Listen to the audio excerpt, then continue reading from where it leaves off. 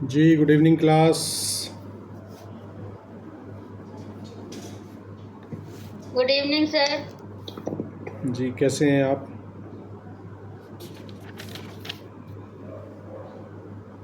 Amit, Ravi,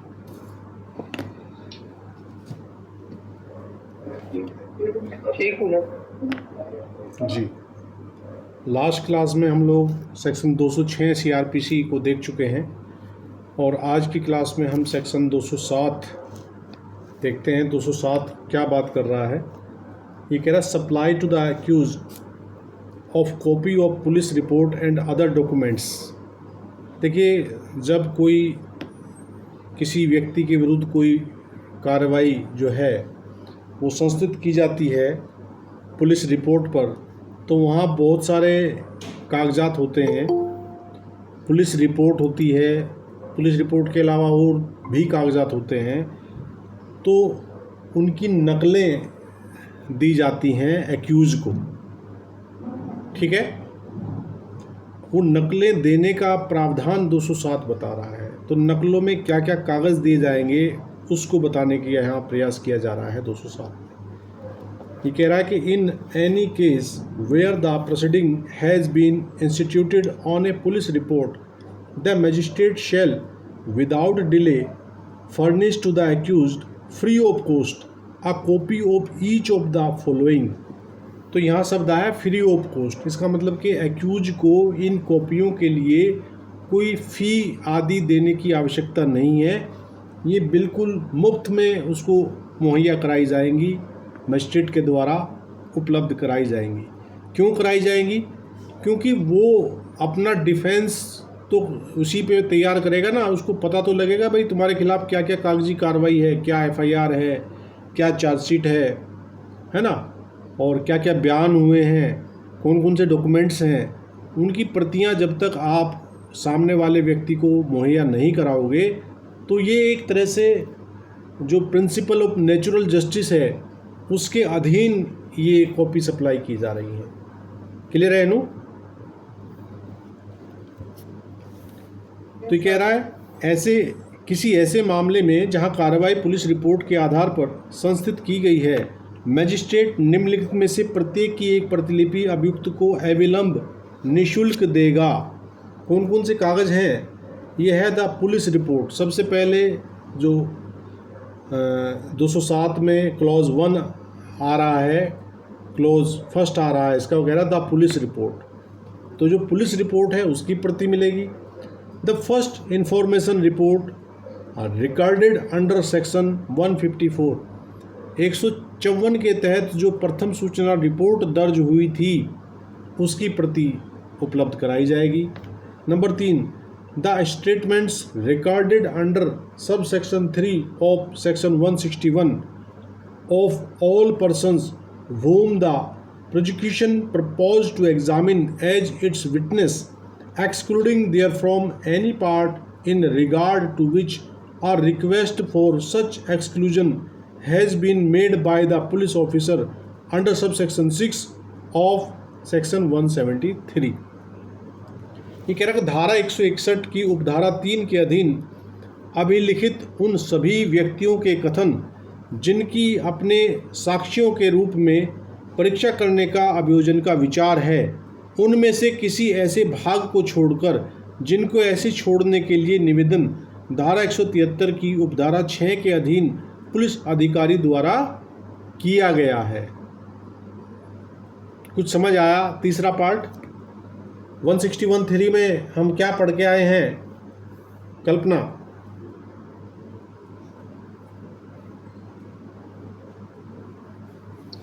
sir, police द्वारा साक्ष्यों की परीक्षा।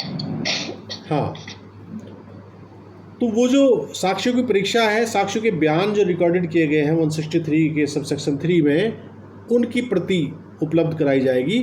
और केवल वो छोड़कर जो धारा 173 की उपधारा 6 के अधीन पुलिस अधिकारी द्वारा यदि निवेदित किया गया हो कि भाई इनको जो है प्रिजर्व करके रखा जाए। 173 की उपधारा 6 एक बार देख लीजिए क्या कहती है। एक बार 173(6) में जाके कल्पना पढ़ के बताएं 173(6) क्या कह रही है, तब समझ आएगी कहानी।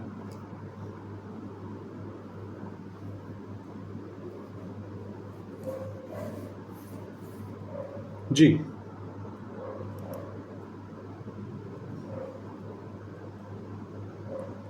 पढ़िए 176 का क्लोज, सॉरी 173 का क्लॉज।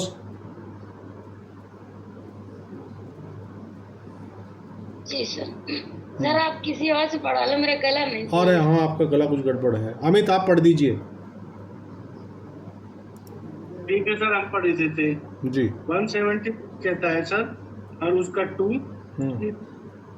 का भी फर्स्ट, नहीं, जैसे ही वह होता वन- है जैसे ही पुलिस थाने के बाहर साधक अधिकारी पुलिस रिपोर्ट पर हाँ उस अपराध का संज्ञान करने के लिए सशक्त मजिस्ट्रेट को राज्य सरकार द्वारा विहित प्रारूप में एक रिपोर्ट नहीं, भेजेगा।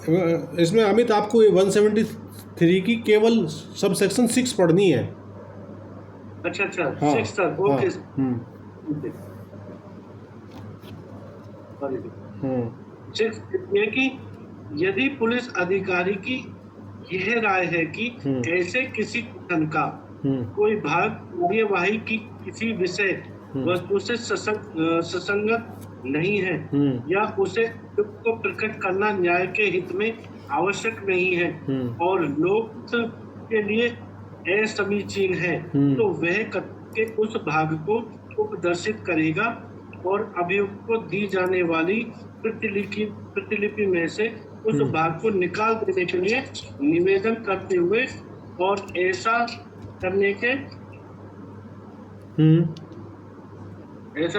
एक मिनट फोन आ रहा था, ये भी तो फोन भी तो मुझे परेशान कर देते हैं। अपने कारणों को कथन करते हुए एक नोट मजिस्ट्रेट को भेजेगा। हाँ, तो 173(6) में अगर किसी कागज को वहाँ रोक दिया गया है तो उसकी प्रति नहीं दी जाएगी, यही तो कह रहा है यहाँ 207 में। ठीक है। और इसकी चौथा पार्ट कह रहा है the confessions and statements if any recorded under section 164। और 164 के अध्याधीन यदि कोई बयान दर्ज हुए हैं तो उन बयान की प्रति भी उपलब्ध कराई जाएगी। ठीक है। और नंबर 5 कह रहा है कि एनी अदर डॉक्यूमेंट और relevant extract there of forwarded to the magistrate with a police report under subsection 5 of section 173। ठीक है, क्लियर है। ये कह रहा कि कोई अन्य दस्तावेज या उसका सुसंगत उद्धरण जो धारा 173 की उपधारा 5 के अधीन पुलिस रिपोर्ट के साथ मजिस्ट्रेट को भेजी गई है, तो कोई अदर डॉक्यूमेंट भी अगर पुलिस रिपोर्ट के साथ भेजा गया है तो उस अदर डॉक्यूमेंट की प्रति भी 207 में एक्यूज को उपलब्ध कराई जाएगी। Is that clear. आगे इसका प्रंतुक बात कर रहा है, provided that the magistrate may after perusing any such part of a statement as is referred to in clause 3rd and considering the reasons given by the police officer for the request, direct that a copy of that part of the statement or of such portion thereof as the magistrate thinks proper shall be furnished to the accused। और कह रहा है कि परंतु magistrate खंड 3 में निर्दिष्ट कथन के किसी ऐसे भाग का परिशीलन करने और ऐसे निवेदन के लिए पुलिस अधिकारी द्वारा किए गए कारणों पर विचार करने के पश्चात यह निर्देश दे सकता है कि कथन के उस भाग की या उसके ऐसे प्रभाग की जैसा मजिस्ट्रेट ठीक समझे एक प्रतिलिपि अभियुक्त को दे सकता है, दी जाए। मतलब जो तीसरे हिस्से में पुलिस अधिकारी के द्वारा निवेदित किया गया था कि भाई ये प्रति रोक ली जाए ना दी जाए, लेकिन यदि मजिस्ट्रेट को ऐसा प्रतीत हो रहा है, परंतु कह रहा है, तो वहाँ मजिस्ट्रेट उस डॉक्यूमेंट की प्रति भी दे सकता है। क्लियर है अनु। जी सर। जी, आगे अगला प्रोविजो भी इसका कह रहा है, provided further that if the magistrate is satisfied that any document referred to in clause 5 is क्या है voluminous, he shall instead of furnishing the accused with a copy thereof direct that he will only be allowed to inspect it either personally और through pleader in court. तो अगला proviso कह रहा है कि हो सकता है कि कोई कागजात इतना बड़ा हो, इतना आकार विशाल काय हो कि उसकी प्रति देना कोर्ट के लिए इम्प्रॉपर हो, संभव ना हो, मुश्किल पड़ता हो। तो वहाँ जो इसका प्रोविज़ो है 207 का लास्ट वाला प्रोविज़ो वो कहता है कि परंतु यह और कि यदि मजिस्ट्रेट का समाधान हो जाता है कि खंड 5 में निर्दिष्ट कोई दस्तावेज, खंड 5 में कौन सा दस्तावेज, जो 173 की रिपोर्ट के साथ 5 के अधीन पुलिस रिपोर्ट के साथ एक्स्ट्रा भेजा गया था और वो इतना विशाल काय है कि उसकी प्रति देना बड़ा टेढ़ी खीर है, तो वहाँ मजिस्ट्रेट क्या कहेगा कि भाई आके आप इस डॉक्यूमेंट का इंस्पेक्शन कर लीजिए, इसको इंस्पेक्ट कर लीजिए, इसका निरीक्षण कर लीजिए, या स्वयं कर लीजिए या अपने प्लीडर के माध्यम से कर लीजिए। समझे कुछ? बहुत विशाल काय अगर किसी डॉक्यूमेंट को दिया जा रहा है पुलिस रिपोर्ट के साथ, तो वैसी अवस्था में उसकी प्रति ना देकर केवल उसकी इंस्पेक्शन करने के आदेश दिए जा सकते हैं। सर कभी कभी जो ना किसी किसी की सीएस में कई हजार होते हैं। आपने देखा होगा कि जो ये सीबीआई वगैरह की इन्वेस्टिगेशन होती है, इसमें बड़े हजारों पन्नों की चार्जशीट आ रही है ना। तो ये यहाँ 207 आपका समाप्त होता है।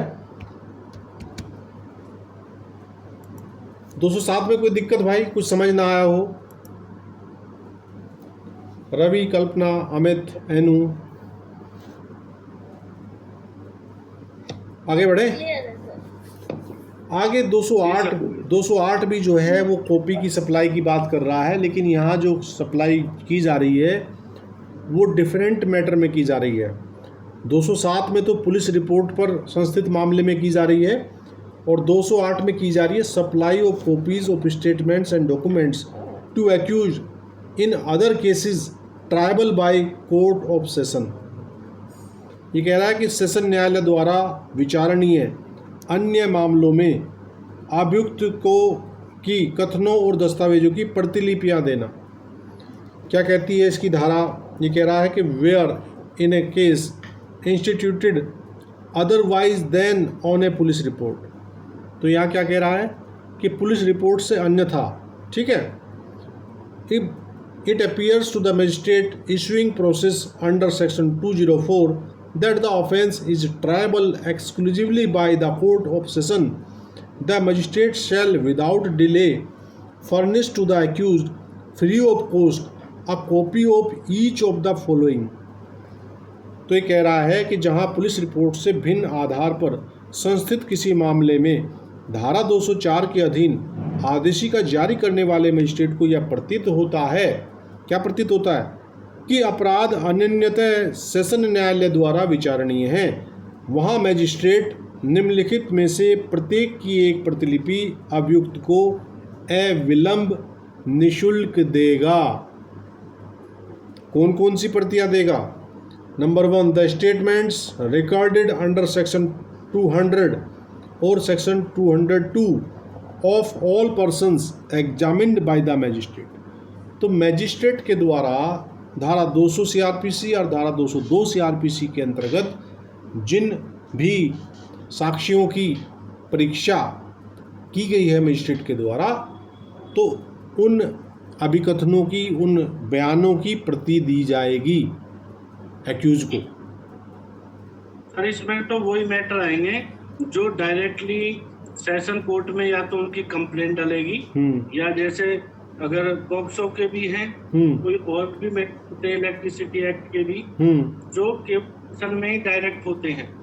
नहीं, इसको अमित ऐसे समझो कि वो पढ़े तो वही हैं, मजिस्ट्रेट कोर्ट में ही कंप्लेंट आई है, लेकिन मजिस्ट्रेट जब ये फाइंडिंग लेता है कि भाई ये तो मामला जो है ना एक्सक्लूसिवली ट्राइबल वाइज सेशन है, तब की बात कर रहा है, डायरेक्ट वाली बात नहीं कर रहा है। समझे? जैसे भाई कोई मान लीजिए कोई मर्डर का मामला है, सपोज कीजिए, मर्डर की एफआईआर नहीं हुई और मर्डर की घटना को लेकर आपने कंप्लेंट फाइल की संबंधित मजिस्ट्रेट के सामने और मजिस्ट्रेट ने बयान दर्ज किए, 200 के बयान दर्ज किए, 202 के बयान दर्ज किए और हाँ, मजिस्ट्रेट को समाधान हो गया कि वास्तव में मामला है, ऐसा कुछ हुआ है, लेकिन मजिस्ट्रेट जो है उसका परीक्षण करने के लिए तो एंटाइटल नहीं है। परीक्षण करने के लिए तो उसको सेशन न्यायालय को भेजना पड़ेगा ना, वो वहाँ की बात कर रहा है। जी, दोबारा समझ लो। ये कंप्लेंट के जो पुलिस रिपोर्ट से भिन्न है, हाँ, चाहे वो मजिस्ट्रेट ना हो, हाँ, चाहे सेशन में हो। बिल्कुल बिल्कुल बिल्कुल बिल्कुल। डायरेक्ट सेशन में भी कंप्लेंट आती है भाई, जो स्पेशल मैटर्स हैं, है ना, तो वहाँ सेशन में कंप्लेंट आती है तो सेशन में तो वो सेशन में वो खुद सुनने को एलिजिबल है ही उसे। और यहाँ कह रहा है कि आदेशिका जारी करने वाले मजिस्ट्रेट को यह प्रतीत होता है कि अपराध अन्यतः सेशन न्यायालय द्वारा विचारणीय है, वहाँ मजिस्ट्रेट निम्नलिखित में से प्रत्येक की एक प्रतिलिपि अभियुक्त को अविलंब निःशुल्क देगा। किस चीज़ की देगा? 200 और 202 के बयानों की देगा।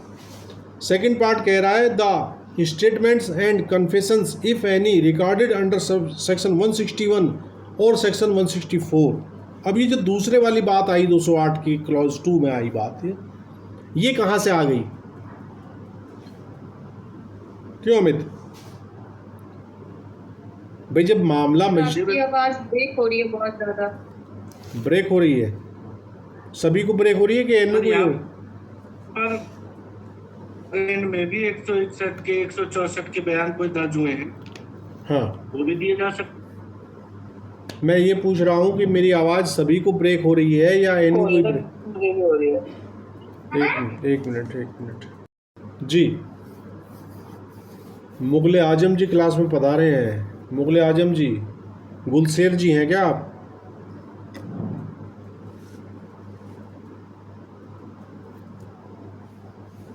तो अब ये जो 161 और 164 की बात यहाँ आई है, तो ये कहाँ से आई है? इस पे थोड़ा विचार करें।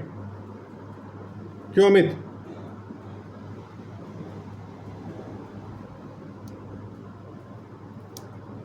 अमित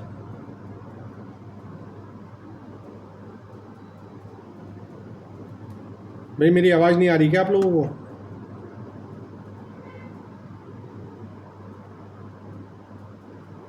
एनु, कल्पना?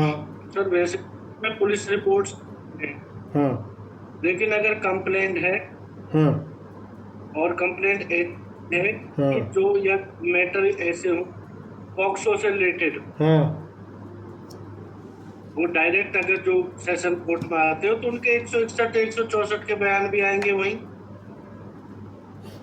नहीं या कन्फेशन से अगर किया है ना। एक्चुअली क्या होता है कि जब हम कोई कंप्लेंट की इन्वेस्टिगेशन के आदेश 202 के तहत अगर किसी पुलिस अधिकारी को दिए जाएंगे तो वो कहाँ रिकॉर्ड करेगा बयान?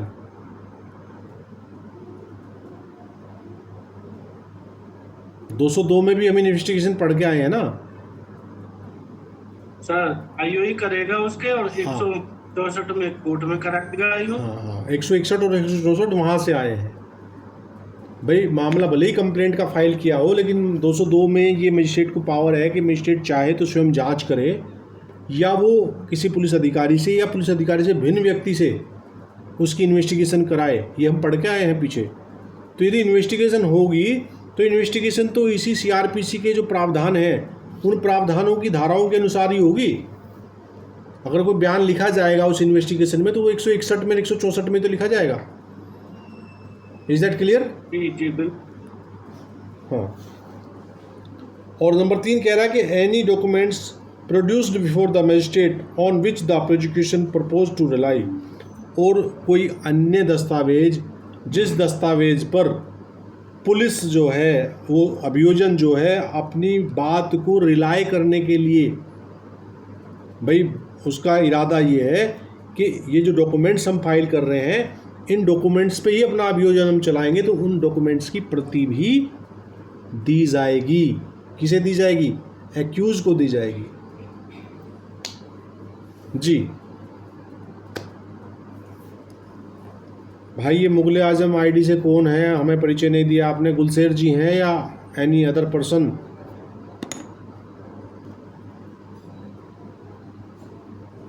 मेरी आवाज़ आ रही है आपको?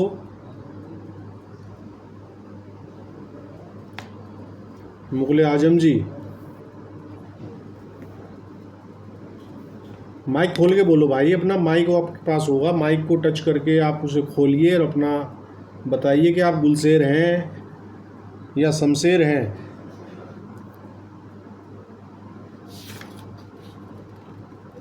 इसका प्रोविजन देख लेते हैं। Provided that if the magistrate is satisfied that any such document is, वही है जो हम पीछे पड़ गए हैं 207 की लास्ट प्रोविजो में, कि वो इतना विशालकाय है कि उसकी प्रति देना प्रैक्टिकली संभव नहीं है, तो फिर वहाँ मजिस्ट्रेट क्या कहेगा कि भाई आओ आप व्यक्तिगत रूप से इसका इंस्पेक्शन कर लो या अपने प्लीडर के माध्यम से इसका इंस्पेक्शन करा लो। कोई दिक्कत भाई? एनु 207 208 में विशाल काय का मतलब ये है कि मतलब डॉक्यूमेंट बहुत, मतलब क्वांटिटी में ज्यादा है बहुत। हाँ, विशाल काय का मतलब यही है, लार्ज है, एकदम लार्ज है, बड़ा है। डॉक्यूमेंट्स जो है, डॉक्यूमेंट्स देखो, बाकी जो डॉक्यूमेंट्स आ रहे हैं 173 की रिपोर्ट आ रही है, FIR आ रही है, वो तो 2-2 4-4 पेज के होंगे। उनके साथ जो डॉक्यूमेंट लगते हैं, वो डॉक्यूमेंट यदि इतने वास्ट हैं, इतने विशाल काय हैं, तो उनके लिए यहाँ प्रोविज़न ये है कि फिर उसकी नकल ना देकर उनके निरीक्षण मात्र का राइट दिया जाता है कि भाई आप इसका निरीक्षण कर लीजिए।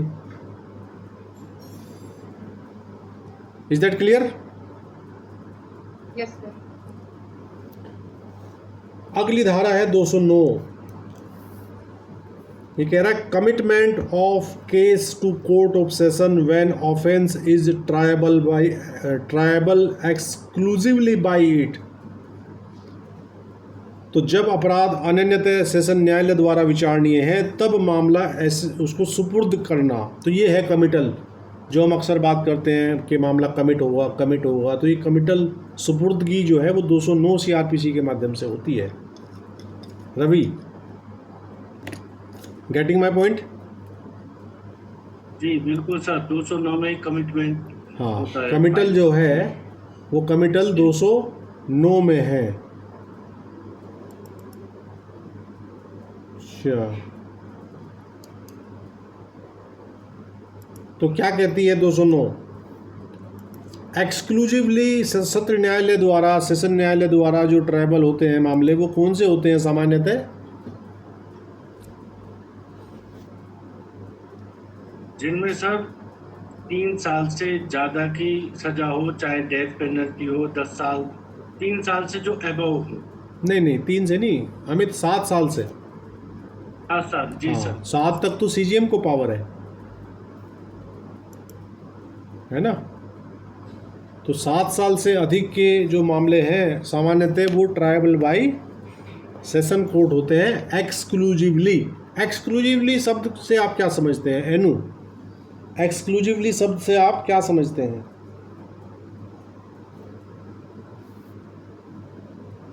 सर एक्सक्लूसिव का मतलब तो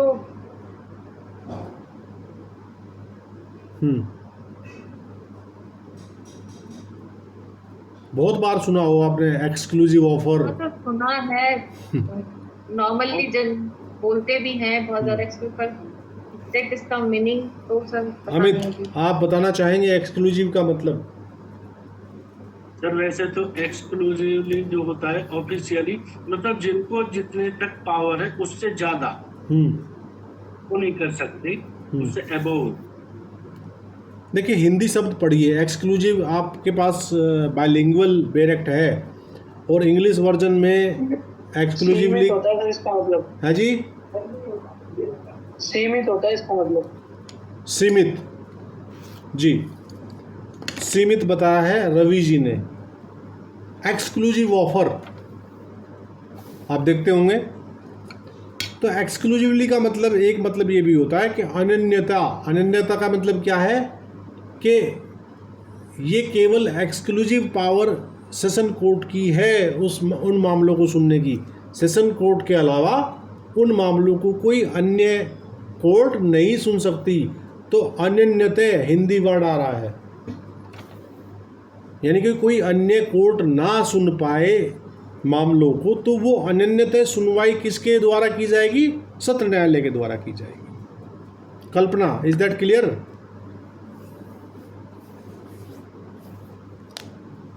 जी जी जी सर। भाई मुगल आजम जी, आपसे हम निवेदन कर रहे हैं, बार बार आप बोल के बता नहीं रहे, हमें डर लग रहा है यार, मुगल आजम कोर्ट में बैठे हुए हैं, हमसे कोई गुस्ताखी ना हो जाए।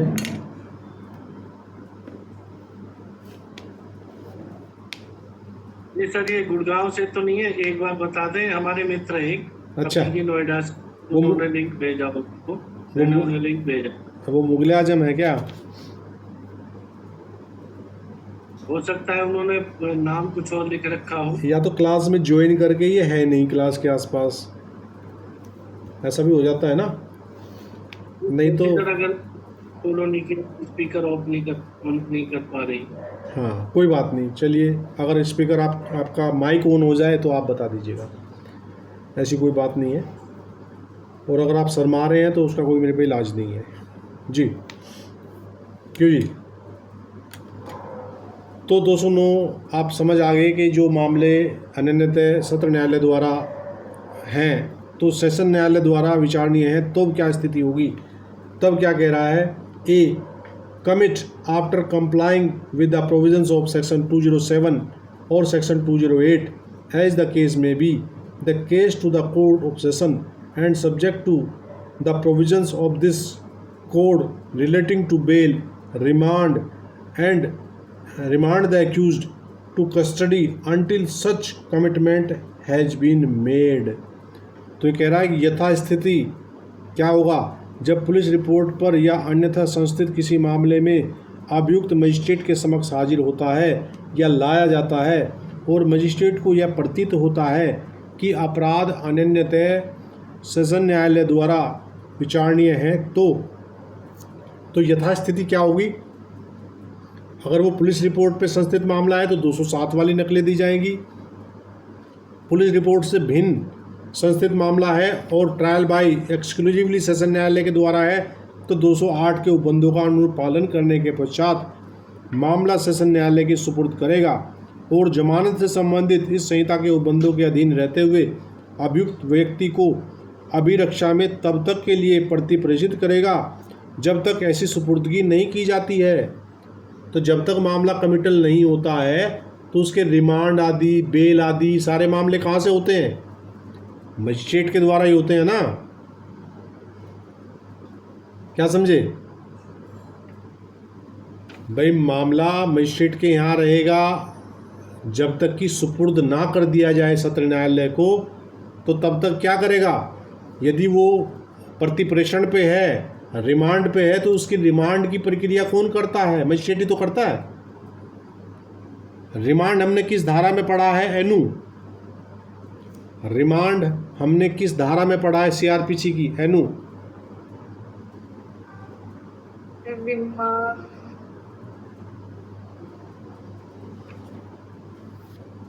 याद नहीं है। याद नहीं है भैया, रिवीजन किया करो बाबू, रिवीजन किया करो, that is necessary for you.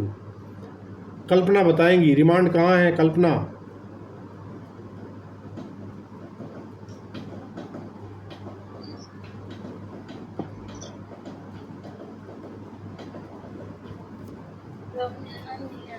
ध्यान नहीं आ रहा। अमित आप बताइए।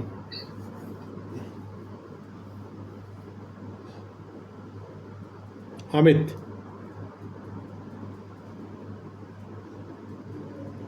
सर 194(3) में तो नहीं है भाई। रिमांड हम धारा 167 में पढ़ के आए हैं, जहाँ 60 दिन और 90 दिन की बात आई थी, डिफ़ॉल्ट बेल की बात आई थी।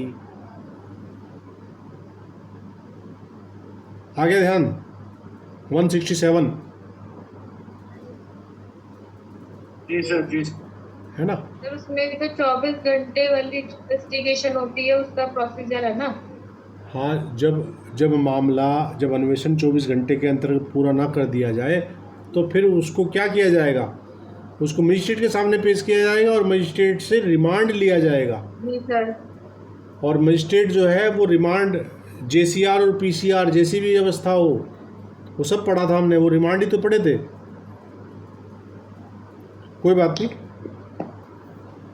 ये मैं जो बीच पुस्तकालय वगैरह सर, वो आपने JCR, PCR और TR बताए थे। हाँ वही तो रिमांड है, वही तो रिमांड है, transit remand, JCR, PCR,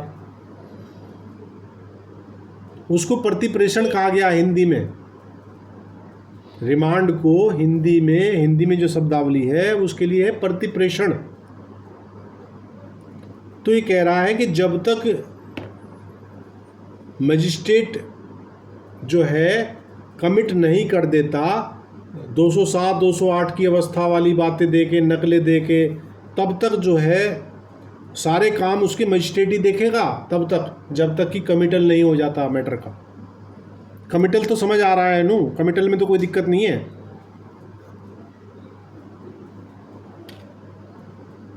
sir committal हाँ जी, 209 में जो कमिटल किया जाता है। हाँ कमिटल तो समझ में आ रहा है नू, कमिटल तो नहीं आपको दिक्कत हो रही। कमिटल शब्द में क्या होता है कमिटल रवि? वो अब सर एक बार बता दो, मेरी समझ में नहीं आया सर कमिटल का। हाँ चलिए, एनू बता रही हैं, एनू आप बताइए। नहीं सर, हम बता नहीं थे। पूछ रहे थे।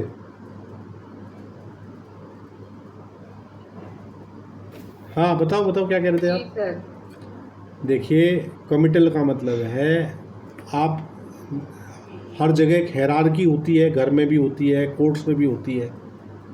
कुछ मामले ऐसे होते होंगे एनू, जो जिन मामलों को आप अपने स्तर से निपटा लेती हैं घर में, होता है ना। जी। कुछ मामले ऐसे होते होंगे जो मम्मी पापा के क्षेत्राधिकार के मामले हैं, वो ही निपटा सकते हैं, आप नहीं निपटा सकते। जी।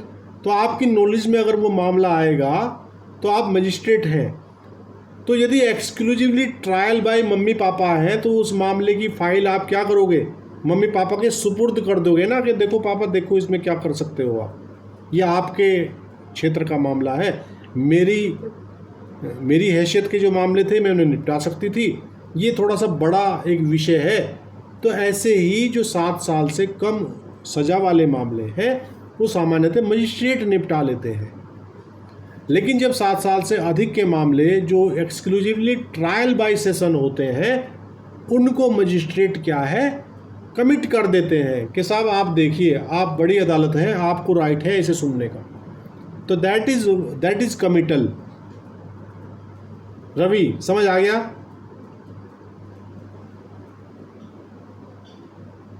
जी सर। हाँ, तो ये कमिटल है। अब बार बार मैं कमिट शब्द बोल रहा हूँ, और जब तक आप कमिटल ना समझो तब तक आपके सामने कमिटल बोल के आप सोचोगे पता नहीं क्या शब्द आ रहा है। तो अब कमिटल क्लियर हो गया है नू? जी सर। अब बता दो एक बार क्या क्लियर हुआ है।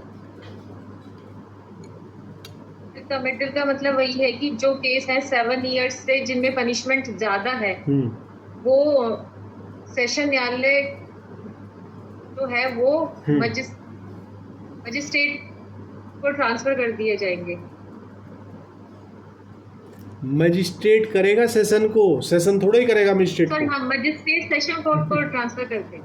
हाँ, तो क्लियर हो गया कल्पना? चलो। हाँ, बी कह रहा है इसका जमानत से संबंधित इस संहिता के उपबंधों के अधीन रहते हुए विचारण के दौरान और समाप्त होने तक अभियुक्त को अभिरक्षा में प्रतिप्रेषित करेगा। तो यदि जब तक जमानत नहीं हो जाती तब तक बंदा कहाँ रहता है? JCR में रहता है। ठीक है भाई, यदि विचारण के दौरान उसकी जमानत नहीं हुई तो फिर वो उसको विचारण तक कहाँ भेजेगा? रिमांड पे भेजेगा। रिमांड कौन से वाले चलेगा? JCR चलेगा। JCR की फुल फॉर्म क्या है? Judicial custody remand. और अगला सी पार्ट कह रहा है send to that court the record of the case and the documents and articles if any which are to be produced in evidence, और मामले का अभिलेख और दस्तावेजें और वस्तुएं यदि कोई हों जिन्हें साक्ष्य में पेश किया जाना है उस न्यायालय को भेजेगा। कौन से न्यायालय को? कोर्ट ऑफ सेशन को।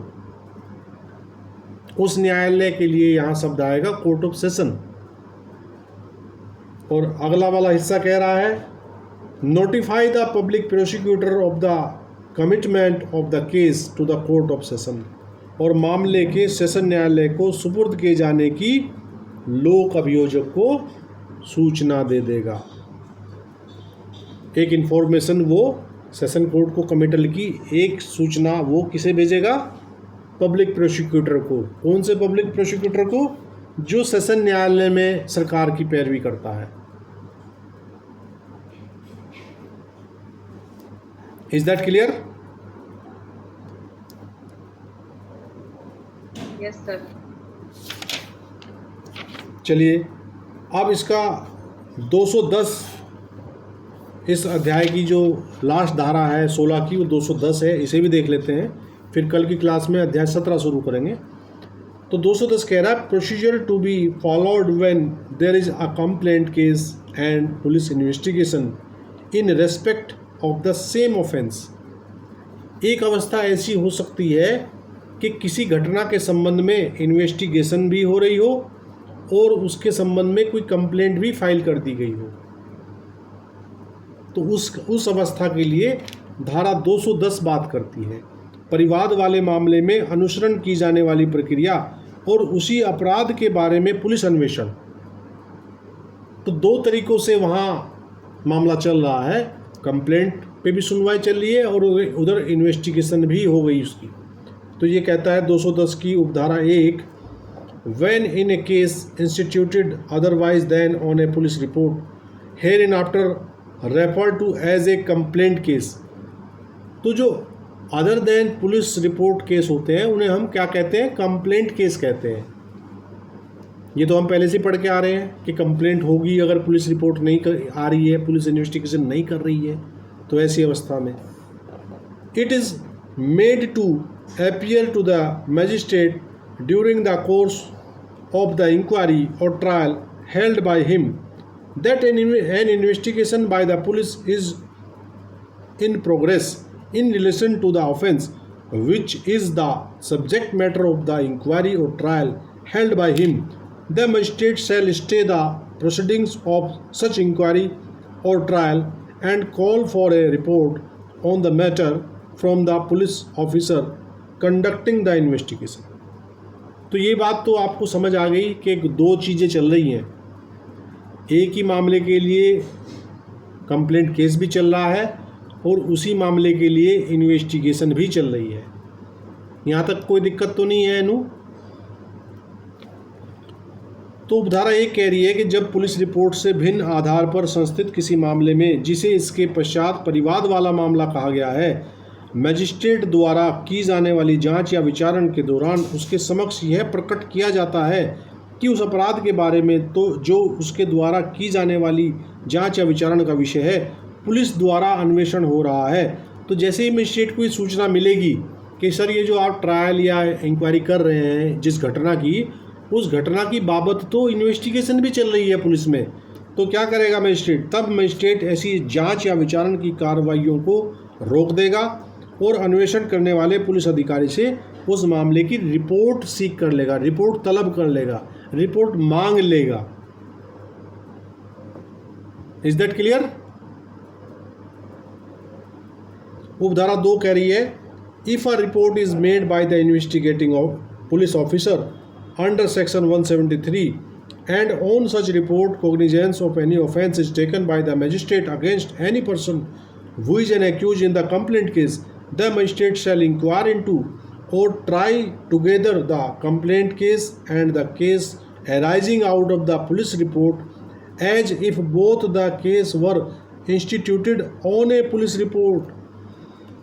तो ये कह रहा है धारा 2 में कि यदि अन्वेषण करने वाले पुलिस अधिकारी द्वारा धारा 173 के अधीन रिपोर्ट की जाती है और ऐसी रिपोर्ट पर मजिस्ट्रेट द्वारा ऐसे व्यक्ति के विरुद्ध किसी मामले का संज्ञान किया जाता है जो परिवाद वाले मामले में अभियुक्त है, तो मजिस्ट्रेट परिवाद वाले मामले की और पुलिस रिपोर्ट से पैदा होने वाले मामले की जांच या विचारण साथ साथ ऐसे करेगा मानो दोनों ही मामले पुलिस रिपोर्ट पर संस्थित किए गए हों।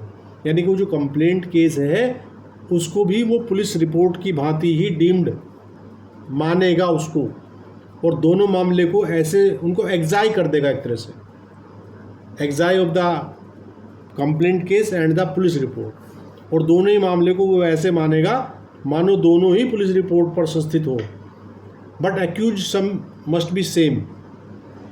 ठीक है। और नंबर 3 कह रहा है कि if the police report does not relate to any accused in the complaint case और if the magistrate does not take cognizance of any offence on the police report he shall proceed with the inquiry और trial which was stayed by him in accordance with the provisions of this code. और तीसरी बात ये कह रहा है कि अगर इन्वेस्टिगेटिंग ऑफिसर ने कोई धारा 173 की रिपोर्ट भेजी ही नहीं उस मामले में, तो फिर वो जो उसने स्टे किया था सूचना मिलने पर मामला, मजिस्ट्रेट उसी स्टे वाले मामले को कंप्लेंट केस को ही बहाल कर देगा और कंप्लेंट केस पर सुनवाई आगे जारी कर देगा। कुछ समझ आया? धारा 210 एनु, अमित, रवि, कल्पना? जी सर। धारा 210 समझ आई एनु? सर इसमें यही मैटर है कि अगर हम 156(3) या पुलिस कंप्लेंट द्वारा कोई मामला दर्ज नहीं किया जाता है और हमने कोर्ट में कंप्लेंट फाइल कर दी, बाद में उन्होंने उसकी पुलिस रिपोर्ट भी दर्ज कर ली जो 154, दोनों की अगर बात को कोर्ट को पता चलता है तो दोनों की जांच एक करेगा। हाँ, वो कंप्लेंट वाली प्रक्रिया को स्टे कर देगा और इन्वेस्टिगेटिंग ऑफिसर से रिपोर्ट तलब करेगा, और यदि 173 की रिपोर्ट वो पुलिस अधिकारी सुपुर्द करता है तो फिर वो दोनों मैटर्स को एक साथ एग्जाई करने के बाद दोनों को ऐसे मान के सुनेगा मानो दोनों ही मामले पुलिस रिपोर्ट पर संस्थित किए गए हों। और तीसरी अवस्था ये है कि पुलिस रिपोर्ट सीख करेगी और पुलिस रिपोर्ट ने कहा इन्वेस्टिगेशन में FIR लगा दी पुलिस ने कि जी ऐसा कोई मामला हुआ ही नहीं, तो तब वो पुराना जो कंप्लेंट केस जो उसने स्टे किया था 210 की उपधारा 1 में, उसको फिर कंटिन्यू करते हुए उसको as a complaint case further सुनवाई करेगा उसकी। क्लियर है कल्पना?